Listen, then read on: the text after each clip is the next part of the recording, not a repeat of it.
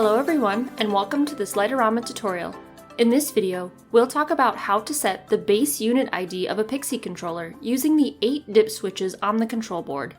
You can set the base unit ID with the computer instead, but using the dip switches is a much easier process and does not require that you connect your board to a computer.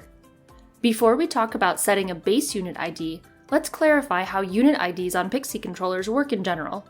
Unlike AC and dumb RGB controllers, a Pixie controller itself does not have a unit ID. Each individual port of a Pixie has a unit ID because smart RGB light strands themselves contain so many channels. Each bulb on a strand of smart pixel lights is 3 channels, one for red, one for green, and one for blue. A Pixie 16 has 16 unit IDs. A Pixie 8 has 8 unit IDs. A Pixie 4 has 4 unit IDs, and a Pixie 2 has 2 unit IDs. Be very careful not to overlap your numbers among multiple controllers or else your sequences will not play correctly. The unit ID numbers need to match on both the physical controller and in your preview.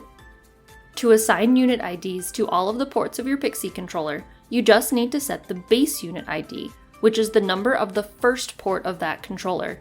All of the other unit ID numbers will automatically be assigned as long as your base unit ID is set.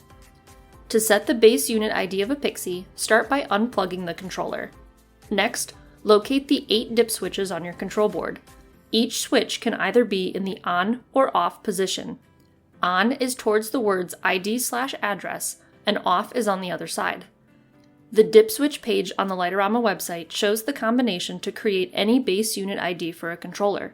A 1 on this page means the switch should be on, and a 0 means it should be off. You can find a link to this page in the description of the video. For example, to set this Pixie 4 controller to a base unit ID of 09, we would turn the 5th and 8th switches on according to the table online.